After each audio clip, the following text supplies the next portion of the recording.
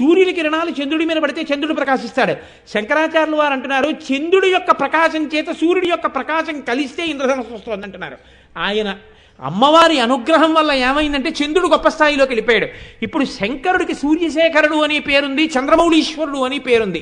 ఇప్పుడు శంకరాచార్యులు వారు ఈ శ్లోకంలో రహస్యంగా అమ్మవారిని సూర్యచంద్రమౌళీశ్వరి అని నామకరణం చేశారు.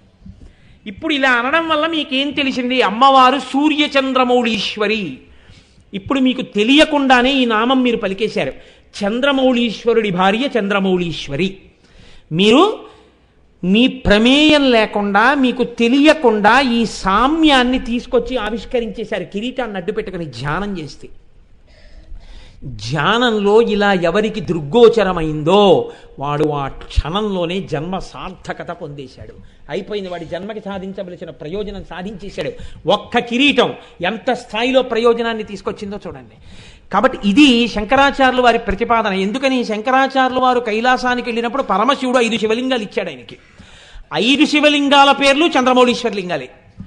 5 శివలింగాల్ని శంకరాచార్యులు వారు తీసుకొచ్చి 5 చోట్ల పెట్టారు. ఒకటి కంచిలో ఉంది, ఒకటి శృంగేరిలో ఉంది, ఒకటి చిదంబరంలో ఉంది, ఒకటి కేదార్నాథ్లో ఉంది, ఒకటి నేపాల్ నీలకంఠంలో ఉంది. 5 చోట్ల ఉన్న శివలింగాల పేర్లు చంద్రమౌళీశ్వర లింగాలే. అందుకే శృంగేరి వారు సాయంకాలం పూజ చేసినా చంద్రమౌళీశ్వర ఆరాధన అంటారు, కంచివారు చేసినా చంద్రమౌళీశ్వర ఆరాధన అంటారు. చంద్రమౌళీశ్వరుని భార్య కూడా చంద్రమౌళీశ్వరియే. రూపమునందు ఇద్దరు ఒక్కలా ఉంటారు. ఆ ఇంద్రధనస్సుని అడ్డుపెట్టి మీకు ధ్యానమునందు ఒక కొత్త కోణాన్ని శంకరాచార్యులు వారు తొడిగారు. కాదు, ఇంకొక రహస్యం మీకు చెప్తున్నాను. అమ్మవారి కిరీటం ఏమీ తెలియని వాడికి కూడా దర్శనం అయిపోతుంది. ఏమీ తెలియకపోయినా మీరు చూడొచ్చు అమ్మవారి కిరీటాన్ని. ఎప్పుడు చూడొచ్చో తెలుసా అండి? ఒక్క కార్తీక మాసంలో కృష్ణపక్షంలో వచ్చేటటువంటి చతుర్దశి నాడు అమ్మవారి కిరీటం ఆకాశంలో కనపడుతుంది. అందుకే ఆ చతుర్దశిని రూప చతుర్దశి, కృష్ణ చతుర్దశి అని పిలుస్తుంటారు. కారణం ఒక్కటే, ఎంతమంది దీన్ని పట్టుకోగలరో నాకు తెలియదు, కానీ పట్టుకోగలిగిన వారు ధన్యులు. ఒక రాశి చక్రంలో సూర్యచంద్రులు ఇద్దరూ ఎప్పుడూ అమావాస్య నాడు 1 డిగ్రీ దగ్గరే ఉంటారు. అంటే 1 బిందువు దగ్గరే ఉంటారు. అలా గోపాలకృష్ణ గారు నాకు సుతముఖాన్ని అలా బోర్డు ఇస్తే బాగుంది. ఇప్పుడు ఇది ఒక రాశి చక్రం అనుకోండి. రాశి చక్రం అయితే ఈ రాశి చక్రంలో అమావాస్య తిథి నాడు సూర్యచంద్రులు ఇద్దరు ఇక్కడ ఉంటారు. నేను చెప్పేది వినపడుతోందండి? ఇటు తిరిగి చెప్పడంలో ఇద్దరు ఇక్కడ ఉంటారు. ఉంటే ఒక నెలలో 2 పక్షాలు ఉంటాయి, శుక్లపక్షం, కృష్ణపక్షం. శుక్లపక్షంలో 15 తిథులు ఉంటాయి, కృష్ణపక్షంలో 15 తిథులు ఉంటాయి. శుక్లపక్షంలో ఈ తిథి ప్రారంభం అవగానే ఒక తిథి వస్తే పాడ్యమి వచ్చిందనుకోండి, చంద్రుడు 13 డిగ్రీలు పెడతాడు, అంటే ఇక్కడికి వస్తాడు. సూర్యుడు 1 డిగ్రీ కదులుతాడు. అంటే ఇప్పుడు సాపేక్ష వేగంలో సూర్యుడి కన్నా చంద్రుడు ఎన్ని డిగ్రీలు ముందుకెళ్ళాడు? 12 డిగ్రీలు ముందున్నాడు. అంటే పౌర్ణమి తిథి వచ్చేటప్పటికి సూర్యుడు ఎక్కడ దాకా వచ్చాడో అక్కడికన్నా 180 డిగ్రీలు ముందుకు వచ్చేస్తాడు చంద్రుడు. 15, 12 180 కదండి సాపేక్ష వేగంలో. అంటే అప్పటికి 15, 13 195 డిగ్రీలు తిరుగుతాడు చంద్రుడు. 195 డిగ్రీలు ఈయన వస్తాడు ఇక్కడికి, 15 డిగ్రీలు ఈయన వస్తాడు. అంటే ఈయనకి ఎదురుగుండా ఈయన ఉంటాడు. సూర్యుడికి చంద్రుడు ఎదురుగుండా. సూర్యుడు తూర్పు దిక్కునుంటే చంద్రుడు పశ్చిమ దిక్కునుంటాడు. సూర్యుడు పశ్చిమ దిక్కును అస్తమిస్తుంటే చంద్రుడు తూర్పు దిక్కును ఉదయిస్తాడు. ఎదురుగుండా ఉంటాడు. ఇప్పుడు మళ్ళీ 15 తిథులు నడిస్తే అమావాస్య వస్తుంది. మళ్ళీ అమావాస్య వచ్చిందనుకోండి, మళ్ళీ ఈయన ఈ 15 రోజుల్లో 15, 13, 195 తిరిగి ఈయన కలిసేసుకుంటాడు. ఈయన్ని కలుసుకునే లోపల అమావాస్యకి ముందు చతుర్దశి తిథి నాటికి ఇంకొక 12 డిగ్రీలు దాటితే అమావాస్య కలిసిపోతాడు. అందుకని సూర్యుడు ఇక్కడ ఉన్నాడు అనుకోండి, చంద్రుడు ఇక్కడ ఉంటాడు. 12 డిగ్రీలు మాత్రమే వెనకాలకు ఉంటాడు చంద్రుడు. సూర్యుడు ఇక్కడ ఉంటాడు, చంద్రుడు ఇక్కడ ఉంటాడు. సూర్యుడు చంద్రుడు ఇలా దగ్గరగా ఉన్నప్పుడు ఆకాశాన్ని అంతటినీ మీరు ఒక మకుటంగా భావిస్తే అసుర సంధ్య వేళలో ఎర్రటి కాంతి వస్తుంటుంది. అది అమ్మవారి ద్వాదశాదిత్యుల పద్మరాగమునుల మీద కాంతిగా భావన చేస్తే, ఇటు చూస్తే సూర్యుడు, ఇటు చూస్తే చంద్రుడు 12 డిగ్రీల తేడాలో మీరు చూస్తే అప్పుడు ఆకాశంలో ఒక ఇంద్రధనస్సుని చూడగలిగితే, కార్తీక మాసంలో కృష్ణపక్షంలో చతుర్దశి తిథి నాడు అలా ఆకాశంలో అసుర సంధ్య వేళలో దర్శనం చేసిన ప్రతి వాడికి అమ్మవారి కిరీట దర్శనం చేసినటువంటి భాగ్యాన్ని ఖాతాలో వేసేస్తారు. అది రహస్యం. దాన్ని మనకి చేయించడం కోసమని శంకరాచార్యుల వారు అదే ప్రయోగాన్ని ఖగోళ రహస్యాన్ని తీసుకొచ్చి గగనమణిభిహి అంటూ ద్వాదశాదిత్యులతో చంద్రుడితో ఇంద్రధనస్సు ఎలా వస్తుందో మనకి ఒక్క కార్తీక మాసంలో చూడకుండా ఎప్పుడైనా కిరీటం చూడడానికి వీలుగా ధ్యానంలో చూడగలిగిన రహస్యాన్ని మనకి ఆయన ఉపదేశం చేశాడు. కాబట్టి ఎంత రహస్యాన్ని దాచారో చూడండి. అయితే విచిత్రం ఏమిటంటే, ఏమండి దీని వలన ప్రయోజనం ఇంతేనా, ఉత్తరక్షణ ప్రయోజనాలు కూడా ఏమైనా ఉంటాయా? ఆర్యా దిశతి అని దుర్వాసో మహర్షి చేశారు. నిన్న రోజున చెప్పానే, మహానుభావుడు అమ్మవారిని ఇలా ఎదురుగుండా చూస్తూ స్తోత్రం చేశారు.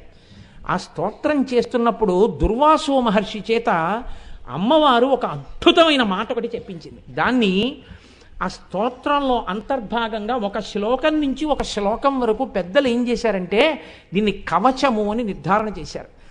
ఆ శ్లోకాలు విన్నా, ఆ శ్లోకాలు పలికినా ఉత్తరక్షణ ప్రయోజనం వస్తుంది. దీన్ని సాధారణంగా ఏం చేస్తారంటే ప్రతిరోజు ఇంట్లో యజమాని చదవాలి. ప్రతిరోజు యజమాని చదువుకుంటూ ఉండాలి. యజమాని చదివినా ఎప్పుడైనా తన వారికి ఆపదొస్తోందేమో అని భయం వేసినా స్నానం చేసి ఇది ఒకసారి చదువుకోవాలి. ప్రతిరోజు యజమాని చదువుకోవలసింది కవచం, ఉపదేశం తీసుకొని. అందులో దుర్వాసో మహర్షికి ఎలా కనపడ్డాయో తెలుసా అండి అమ్మవారి యొక్క నామాలు? మనం కురువింద మణిశ్రేణి కనత్కోటి ఇరమండిత అని వశిన్యాది దేవతలు అన్నారు. దుర్వాసుడు అన్నాడు, మహానుభావుడు ఆర్యా దిశతిలో, లలితా పాతు శిరోమే. లలిత అని మీరు అనగానే తలకాయ రక్షింపబడుతుందిట. ప్రమాదం ఏదన్నా ముంచుకొచ్చేస్తుంటే తలకాయకి లలిత అంటే తలకాయ రక్షింపబడుతుంది. లలాటమంబాచ మధుమతి రూప. నుదురు ఏదైనా ప్రమాదానికి గురి కావలసి ఉంటే మధుమతి అన్న మాటతో అమ్మవారిని అంబా మధుమతి అంటే లలాటము రక్షింపబడుతుంది. భ్రూయుగ్మంచ భవానీ పుష్పశరాపాతు లోచన ద్వంద్వం. కళ్ళు రెండు రక్షింపబడాలంటే, కళ్ళకి ప్రమాదం జరగకూడదనుకుంటే ప్రతిరోజు ఏమో ఏ రోజున ఏ ప్రమాదం వస్తుందో ఎవరికి తెలుసు. అందుకని పుష్పశరాపాతు లోచన ద్వంద్వం, పుష్పశరా అన్న పేరు ఒక్కసారి పలికితే రెండు కళ్ళు రక్షింపబడతాయి. పాయాన్నాసాం బాలా, ముక్కు రక్షింపబడుతుంది బాలా అన్న మాట అంటే. శుభగా దంతాశ్చ, శుభగా అన్న మాట అంటే దంతములు రక్షింపబడతాయి. సుందరీ జిహ్వాం, నాలుక రక్షింపబడుతుంది, తప్పుడు మాటలు మాట్లాడడం, విశేషంగా జిహ్వ కోసం తినడం తగ్గించుకుంటాడు. సుందరి సుందరి సుందరి అన్న మాట వాడితే. అధరోష్టం ఆదిశక్తి, కింది పెదవిని ఆదిశక్తి ఆవహించి ఉంటుంది. అంటే ఈ పెదవికి పెదవి తగిలినప్పుడే కొన్ని అక్షరాలు వస్తుంటాయి. అలా రక్షించేటట్టుగా అమ్మవారు కింది పెదవిని రక్షించాలంటే ఆదిశక్తి అనాలి. చక్రేశీ పాతుమే చిరంచిబుకం, గడ్డం రక్షింపబడాలంటే అమ్మవారిని చక్రేశీ అని పిలవాలి. కామేశ్వరీ చకర్ణౌ, కామేశ్వరి అని పిలిస్తే చెవులు రక్షింపబడతాయి. కామాక్షీ పాతు గండయోర్యుగళం, ఈ గండభాగం రక్షింపబడాలి అంటే కామాక్షి అని పిలవాలి. శృంగారనాయిక శృంగారనాయిక వ్యాద్వక్త్రం, ముఖమంతా రక్షింపబడాలి అంటే శృంగారనాయిక అని పిలవాలి. నేను ఈ మాట ఎందుకు చెప్తున్నాను, ఎందుకు ఇవాళ దీన్ని ప్రత్యేకంగా చదువుతున్నాను అన్నదానికి మీకు ఒక రహస్యం చెప్తాను. పేర్లు చెప్పడం నాకు ఇష్టం లేదు, కానీ ఒక గొప్ప అధికారి భార్య మెరుపు తీగ ఏరి కోరి ఒక గొప్ప అధికారికి ఇచ్చి వివాహం చేశారు. ఇద్దరు పెళ్ళే 6 నెలలు ఎంత సంతోషంగానో జీవితం గడుపుతున్నారు. చిన్న వయస్సులో గొప్ప అధికారి ఆయన ఎంత స్థాయికి పెడతాడు. ఈమెయో మెరుపు తీగ, అన్యోన్యమైన దాంపత్యం. ఆ తల్లి ఒకనాడు బాత్రూంలోకి వెళ్ళి గీజర్ స్విచ్ ఆన్ చేసుకుని లోపలికి వెళ్ళింది. వేడి నీళ్లు పోసుకుందాం అనుకుని పంపు తిప్పింది, గీజర్ పేలిపోయింది.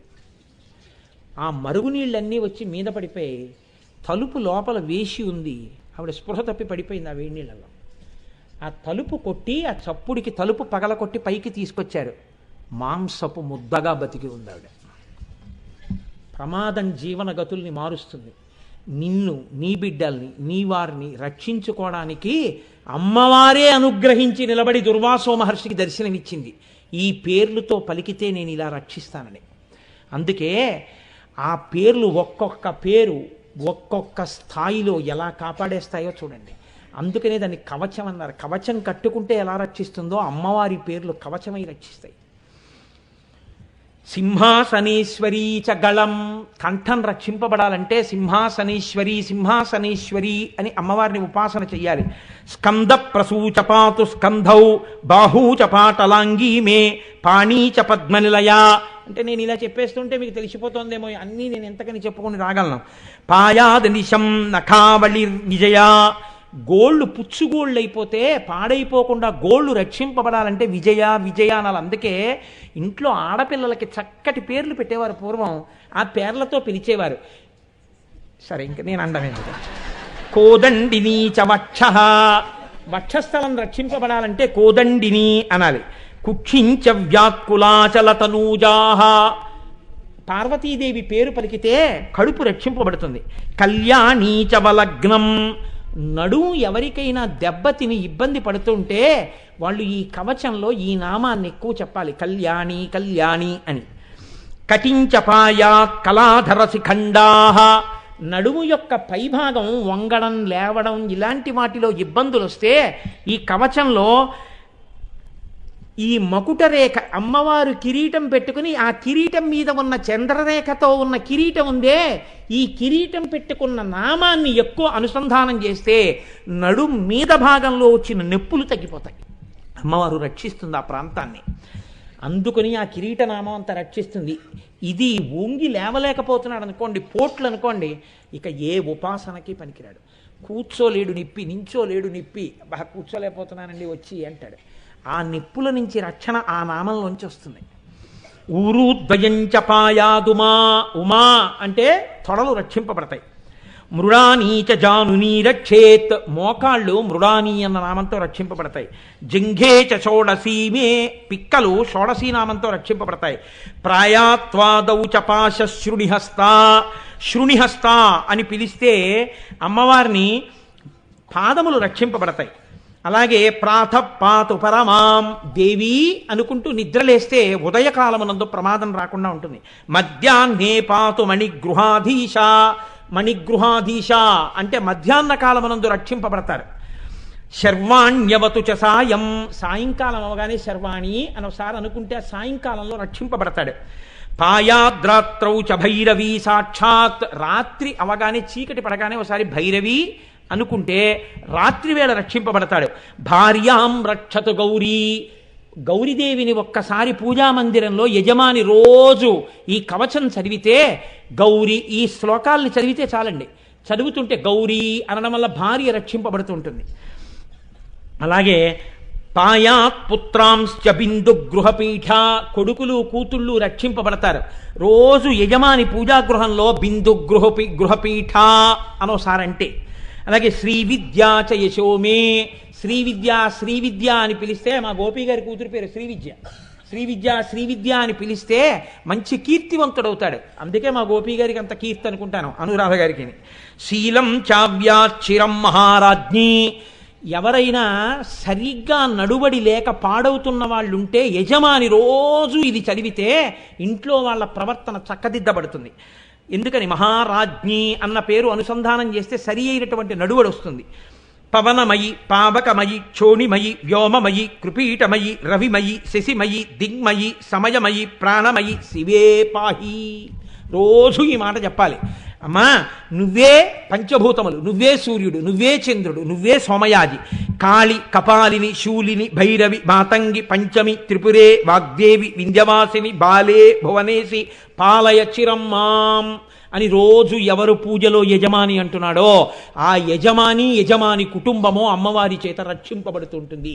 ఇదే దేవీ భాగవతంలో వ్యాసుడు సర్వదా సర్వదేశేషు పాతుత్వాం భువనేశ్వరి మహామాయా జగద్ధాత్రి సచ్చిదానంద రూపిణి అంటాడు. అంత గొప్ప నామములు. అమ్మవారి కిరీటంతో ఉన్న నామాన్ని తలుచుకుంటే ఆ చంద్రఖండంతో ఉన్న నామాన్ని నడుము యొక్క పైభాగం రక్షింపబడుతోంది. ఇది శరీరమునకు సంబంధించినటువంటి ప్రయోజనం. మూక పంచశతిలో శంకరులు చెప్పిన ఒక్క శ్లోకాన్ని చెప్పిన ఉపన్యాసాన్ని పూర్తి చేస్తానా? 5 నిమిషాలు దాటితే మన్నించండి. కుతుక జుషి కాంచి దేశే కుముద తపో రాశి పాకశేఖరితే కురితే జనో మనోయం కులగిరి పరిభృడ కులైకమణి దీపే అంటారు. అందులో ఆయన అంటారు, అమ్మా కంచి క్షేత్రంలో తిరగడంలో చాలా ప్రీతి పొందినటువంటి తల్లి ఎవరావిడ? కామాక్షి. అమ్మా నువ్వు ఎలా ఉన్నావో తెలుసా? నల్ల కలువలు చేసినటువంటి తపస్సుకి ఫలితమా అన్నట్టుగా ఉన్నావమ్మా అన్నారు. అంటే కలువ పూలు చంద్రుడు ప్రకాశిస్తే తప్ప విచ్చుకోవు. అమ్మవారి కిరీటం మీద చంద్రరేఖ ఉంటుంది. అందుకనిట కలువ పూలు ఎప్పుడు తపస్సు చేస్తాయిట కామాక్షి దర్శనం కావాలని. కామాక్షి దర్శనం ఎదురుకుండా అవుతోందనుకోండి, సూర్యబింబం ఉన్న వాళ్ళకేం బాధ లేదు. ఎందుకంటే అమ్మవారి కిరీటంలో సూర్యుడు ఉన్నాడు, చంద్రుడు ఉన్నాడు. ఆ చంద్రబింబం కాంతులకి విచ్చుకుని ఉంటాయి. అమ్మవారి అనుగ్రహంతో సూర్యుడి వలన ఇబ్బంది పొందావు. అమ్మ నీ కిరీటానికి ఆ శక్తి ఉందమ్మా. అందుకని కలువలు నీ కిరీట దర్శనం కోసం తపస్సు చేస్తున్నాయి. కాబట్టి కురితే జనోహమనోయం, ఒక కలవ పువ్వు సూర్యుడికి ముడుచుకుంటుంది, చంద్రుడికి విచ్చుకుంటుంది. కానీ నీ కిరీటాన్ని ధ్యానం చేసిన కలవ పువ్వు ఎప్పుడూ విచ్చుకోగలిగిన శక్తి పొందితే నా మనస్సు ఆ కిరీటం మీద పెట్టుకుంటే తల్లి నేను ఎటువంటి స్థితిని పొందుతాను? అమ్మా నువ్వెవరో తెలుసా? కులగిరి పరిభృఢ కుల ఈకమణి దీపే. పర్వతములకు సార్వభౌముడైనటువంటి వాడు హిమవంతుడు. అటువంటి హిమవంతుని యొక్క ఇంటిలో పుట్టినటువంటి మణిదీపానివి తల్లి. ఆయన పర్వతాలకే సార్వభౌముడు. నువ్వో ఇంట పుట్టిన ఆడపిల్లవి, సమస్త బ్రహ్మాండములకు సార్వభౌమత్వాన్ని పొందినటువంటి దానివి.